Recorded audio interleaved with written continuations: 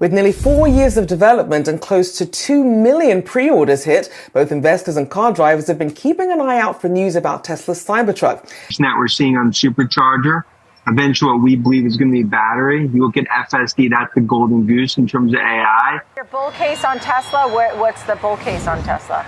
We're 350, base case, bull case 400. 안녕하세요. 테슬라 3분기 생산 대수 미리 보기 숫자들이 나오고 있는데 우선 다들 아시겠지만 3분기 때는 공장 업그레이드 때문에 생산 부분 감소가 있을 것이라는 발언이 이미 나왔죠. 그래서 기가 텍사스 쪽에서 모델 Y 빈 넘버를 보시더라도 지금 조금씩 줄어들고 있잖아요. 그렇기 때문에 3분기 생산 예상치는 아무래도 2분기 대비 줄어들 수밖에 없고요. 우선 이 분야에서 가장 유명한 테슬라이크 같은 경우에는 3분기 생산 대수를 42만 5천대로 보고 있는데요. 2분기 때 47만 9천대였으니까 꽤나 감소하는 모습이 나왔다라는 거겠죠. 특히나 모델 S랑 X가 10,000대 예상하고 있으니까 전분기 대비 확실하게 많이 줄어든 모습도 보이고 있고요. 하지만 전체적으로 본다라면 180만 대 목표 대수는 계속해서 유지를 하고 있는데요. 테슬라 같은 경우는 생산 대수랑 딜리버리 대수가 그렇게 큰 차이가 없죠. 그리고 2분기 때 자동차 매출이 21빌리언, 전체 매출이 25빌리언이었는데요. 그렇다면 자동차 매출은 어느 정도 감소가 나오고 에너지 같은 경우는 지금 계속 상승을 하고 있잖아요. 그리고 여기 서비스 부분 슈퍼차저 충전소 매출도 계속해서 상승을 할 것이기 때문에 여기 이 두 개 분야에서 매출을 보완을 해주면서 3분기 때 매출은 올라가지는 않더라도 떨어지지는 않을 것으로 현재 예상이 되고 있는데요. 하지만 테슬라 매출의 대부분을 차지하는 자동차 생산이 줄어들고 가격이 떨어졌기 때문에 아무래도 EPS 같은 경우에는 감소하는 모습이 나올 수밖에 없겠죠. 현재 아무래도 메인 공장은 프리몬트랑 상하이인데요. 앞으로 멕시코 플러스 인디아까지 물량 대폭발 시나리오는 계속해서 나오고 있다고요. 그렇기 때문에 테슬라 추가 매수 새롭게 진입하는 것을 고려하신다라면 이번 연도 최적의 시기는 3분기 어닝 때가 아닐까요? 그렇다면 테슬라 주주분들에게 가장 궁금한 것은 과연 언제 $1,000를 갈 수 있을까? $1,000는 찍어야지 그래도 만족할 만한 수익권이 나오지 않을까요? 우선 확실하게 현재 테슬라의 가치는 굉장히 저평가되어 있다라고 말씀을 드릴 수가 있는데요. 테슬라 주가가 올라가는 메커니즘은 굉장히 심플하죠. 매출 상승률이 계속해서 나오고 그것보다도 중요한 것은 순이익 마진이 계속해서 상승을 하는 모습이 나오는 것인데요. 테슬라가 순수 마진을 계속해서 올릴 수 있는 비법은 역시나 하드웨어 플러스 소프트웨어 믹스 마진에서 나오지 않을까요? 그래서 테슬라를 블리시로 보시는 분들은 한 $350에서 $800 사이 대략 $400 이상의 목표 주가를 내세우고 있는데요. 현재 이 모든 것들이 가능했던 것은 역시나 모델 3와 모델 Y의 엄청난 판매량이고요. 이 엄청난 판매량을 바탕으로 지금 가격 전쟁을 하고 있잖아요. 그렇기 때문에 테슬라의 판매 차트는 당연하게도 우상향하는 차트가 나올 것이고 여기에 새로운 모델이 2025년에 더해지고 그 다음에 사이버 트럭이 출시가 되죠. 하지만 결국 FSD의 완성은 모델 Y에 의해서 결정이 나지 않을까요? 현재 스텔란티스가 되었던 토요타가 되었던 대부분이 중국 전기차 기업들이랑 손을 잡고 있는데 그 이유가 뭐죠? 바로 중국 전기차 시장이 가장 크기 때문이고요. GM 역시나 자율주행 테스트를 위해서 중국 쪽으로 계속해서 파고들고 있죠. 그리고 테슬라 역시나 올해 FSD를 중국 쪽에 배포를 해야지 그건 역시나 엄청난 호재로 발생이 될 것이고요. 현재 북미 시장에서 FSD는 순조롭게 업데이트가 되고 있고요. 최근에 몰려들고 있는 공매도 그 모든 스퀴즈는 결국 FSD의 정식 버전에 의해서 결정이 나지 않을까요? 그러려면 베타라는 말이 어서 빨리 없어져야겠죠. 그리고 내년에는 기가 인디아에 대한 소식을 우리가 충분히 기대를 해볼 수가 있는데요. 그것뿐만 아니죠. 메이드 인 아메리카 자동차 1등부터 4등까지 모델 Y3, X, S 테슬라가 완전히 잡아먹고 있죠. 그렇기 때문에 3분기 어닝이 당연하게도 추가 매수 타이밍이 될 것이고 테슬라가 $1,000 이상으로 찍을 수 있는 그러한 로드맵은 순탄하게 진행이 되고 있는데요. 아무래도 모델 Y가 워낙 잘 나가다 보니까 럭셔리 기업인 벤츠조차도 2024년 EQB 이것이 바로 모델 Y의 대항마인데요. 내년 상반기에 출시를 한다라고 하는데 가격대가 5만에서 6만 달러죠. 벤츠 역시나 가격을 이런 식으로 많이 떨어뜨리는 것을 본다라면 모델 Y의 판매량이 꽤나 부러운 것 같죠. 주행거리 예상치는 WLTP 기준이기 때문에 EPA로 넘어오면 어느 정도 줄어들겠지만 사실 하드웨어 같은 경우에는 벤츠도 나쁘지가 않죠. 그렇지만 소프트웨어, 특히나 자율주행 같은 경우에는 벤츠는 엔비디아한테 완벽하게 외주로 맡겼는데요. 여전히 벤츠의 엠블럼은 강력한 효과를 가지지만 결국 소프트웨어의 매출이 엔비디아로 대부분 넘어갈 것이고 수직 통합이 이루어지지 않았기 때문에 벤츠 역시나 고전할 수밖에 없고요. 그렇다면 내연 기관차들도 이렇게 어려워하는데 스타트업들 같은 경우에는 어떻게 버티고 있을까요? 그야말로 엄청난 적자가 발생을 하고 있죠. 우선 지금 모든 전기차 스타트업을 통틀어서 가장 앞서 나가는 것이 리비안인데요. 리비안조차도 엄청난 마이너스가 지금 뜨면서 어떻게든 버티면서 대량 생산으로 가고 있죠. 결국 가장 중요한 것이 적자 행진에서 벗어나는 것이 가장 중요한데요. 루시드 역시나 계속되는 부진한 실적을 내놓고 있고 가격이나 발표 후에 주문량이 늘었다라는 것을 본다라면 지금 소비자들은 가격이 저렴하면서 가성비가 좋은 전기차를 원하는 것이겠죠. 그렇기 때문에 결국 살아남는 소수의 전기차 스타트업들은 당연하게도 돈이 많은 기업들이 될 것이고요. 하지만 테슬라가 모델3 Y만으로 만족을 하는 것이 아니죠. 제대로 전기 픽업 트럭 시장으로 침투가 될 것이고 여기가 진짜 장난이 아니거든요. 전기 픽업 시장 정말로 어마어마하게 늘어날 것인데요. 아직까지 많은 기업들이 전기차 픽업을 내놓지 않고 있기 때문에 포드의 F150 라이트닝, 리비안의 R1T가 현재 먹고 있는 시장이죠. 그리고 올해부터 사이버 트럭이 여기에 진출을 하면서 본격적인 경쟁이 가속화가 될 것인데요. 확실하게 지금 자동차 시장의 대세는 SUV 플러스 그 다음에 북미 시장은 픽업 트럭이 아닐까요? 그리고 여기서 승승장구하려면 새로운 기준을 내세우는 것이 중요하겠죠. 그리고 사이버 트럭의 최종 버전은 계속해서 포착이 되고 있는데요. 딜리버리 이벤트 초대장도 날아가고 있고요. 생산 라인에 있는 사이버 트럭이고 아직까지 최종 가격은 정해지지 않았지만 아무래도 처음에는 비쌀 수밖에 없겠죠. 그러면서 차츰 물량을 늘려나가고 생산 라인을 늘려나가면서 당연하게도 가격은 떨어뜨릴 것이고요. 그리고 일론 머스크 형의 사이버 트럭에 대한 자신감은 그야말로 엄청나죠. 그래서 3분기 때 물량을 모아 나간다라면 사이버 트럭 출시 때 꽤나 좋은 수익권으로 나오지 않을까요? 그리고 가장 중요한 것은 우버 같은 기업이 되었든 다양한 기관 단체들이 전기차를 선택할 때 지금 표준이 되는 차량이 모델 3랑 모델 Y죠. 그만큼 테슬라가 전기차 부분에서 있어 만큼은 표준화가 되고 있는 것인데요. 기가 베를린에는 트레인 셔틀이 설치가 되고 있고요. 3분기 때 생산량 감소는 에너지 부분과 슈퍼차저 부분이 어느 정도 충분히 뒷받침이 될 거라고 보는데요. 그리고 최근에 엔비디아 어닝을 보셔서 아시겠지만 데이터 센터 매출이 대박을 터졌죠. 그리고 그 데이터를 제대로 정제하고 다루는 기업이 어디입니까? 결국 팔란티어이고 엔비디아의 호재는 팔란티어의 호재로 이어질 수밖에 없는데요. 그렇다면 팔란티어는 언제 $100로 갈 수가 있을까요? 적어도 $100는 찍어야지 충분히 많은 팔란티어 주주분들에게 그동안 고생하셨던 것을 충분히 보상을 해주지 않겠습니까? 가장 중요한 것은 팔란티어가 독점을 할 수 있냐 없냐인데요. 팔란티어 창업자의 모토가 무엇이죠? 제로 투 원이죠. 경쟁을 하지 않겠다라는 것인데요. 결국 팔란티어가 $100로 가는 길은 스케일링 부분이고 이 스케일링 과정에서 완벽한 독점으로 가야지 팔란티어의 주가가 $100를 넘길 수가 있겠죠. 2030년쯤에 $100라면 충분히 위대한 투자가 되지 않을까요? 그리고 이번 연도만 해도 팔란티어의 주가가 올라갈 그러한 부분들은 굉장히 많은데요. 가장 주목할 부분은 역시나 S&P 500 편입이 있을 것이고 그러려면 숫자가 계속해서 늘어나고 잘 나와야 되는데 지금 잘 나오고 있잖아요. 물론 AI 쪽이 경쟁이 워낙 심하다. 테크 기업들도 다 손대고 있는데 이러한 우려들도 나오고 있는데요. 본격적으로 AI 테마의 숫자가 굉장히 잘 나오는 시점은 2025년에서 26년 때 제대로 된 AI 붐이 일어나지 않을까. 그리고 팔란티어의 플랫폼이 데이터 분석에서 독점을 할 수가 있다라면 $100는 충분히 가능한 것이고요. 지금 팔란티어 예상 매출치가 어느 정도 무난하게 올라가는 형태가 지금 나오고 있는데요. 2025년을 기점으로 매출 예상치가 크게 뒤바뀔 거라고 생각이 들고요. 그 결과 마진 역시나 대폭 상승하는 숫자가 나오지 않을까요? 결국 이 퍼센테이지 숫자가 올라야지 $100로 당연하게도 갈 수가 있는 것이고요. 왜냐하면 팔란티어는 AI 시장을 지금 완전히 씹어 먹고 있잖아요. 그리고 현재 최고의 럭셔리 전기차라고 불리는 루시드 에어. 하지만 AI 시대가 오는 만큼 하드웨어만큼이나 중요한 것이 소프트웨어인데요. 엔비디아의 기사를 조금 살펴보시면 엔비디아의 옴니버스 플랫폼 자율주행 차량 이 서비스를 BMW, 토요타, 루시드 등이 이용하고 있다라고 하고 있죠. 루시드 역시나 스마트 전기차를 엔비디아 드라이브 위에서 만들 거라고 하는데요. BRD를 비롯해서 벤츠까지 결국 루시드 역시나 현재로서는 엔비디아의 자율주행을 거의 선택했다라고 볼 수가 있죠. 그리고 팍스콘도 자율주행 파트너를 엔비디아로 선택을 했기 때문에 시어 역시나 자율주행은 엔비디아의 플랫폼을 사용할 것이고요. 루시드의 공식 트위터에서도 드림 드라이브와 엔비디아 드라이브 하이페리온 소프트웨어를 통합하겠다라고 발표를 했죠. 그렇기 때문에 많은 분들이 기대를 하셨던 애플 같은 경우에는 최대 호재는 부품 공급이 될 것이고요. 그렇다면 루시드의 자율주행이 엔비디아라면 루시드는 조금 더 하드웨어 부분에 집중하는 모습을 보여야 되겠고, 결국 하드웨어 플랫폼으로서의 가치를 우리는 더욱더 살펴봐야겠죠. 하드웨어 플랫폼으로서 빅테크 기업들에게 공급이 들어가고 다른 자동차 기업들에게도 들어간다라면 이 부분에 대한 매출은 정말로 큰 호재로 작용이 될 것이고요. 어쨌든 지금 엔비디아 자율주행 플랫폼, 자율주행 칩으로 수많은 중국 기업들, 루시드 여러 기업들이 들어가고 있는데, 그렇다면 현재 루시드에게 가장 중요한 것은 역시나 럭셔리 브랜드 이미지를 만드는 것이 가장 중요하고요. 그리고 럭셔리 자동차가 가장 많은 판매율이 나오는 것이 바로 중국 시장인데요. 그렇다면 루시드의 전략은 이런 식으로 흘러가겠죠. 루시드 에어를 통해서 중동 시장과 중국 시장에서 어느 정도의 판매 효과를 나타내고 거기에 그래비티가 출시가 되면서 완벽하게 중국 시장에서 럭셔리 전기차 이미지를 가져와야 되는데요. 그때 아마도 중국에서 최대 적수는 벤츠가 되지 않을까 싶고요. 벤츠가 계속해서 지금 가격을 떨어뜨리고 있죠. 그렇기 때문에 루시드 역시나 그에 발맞춰서 가격을 같이 빠르게 떨어뜨리면서 물량을 늘려나가고 하드웨어 매출을 일으키는 것이 현재 루시드에게 가장 중요해 보이고요. 오늘도 좋은 하루 되시고요. 안녕히 들어가세요.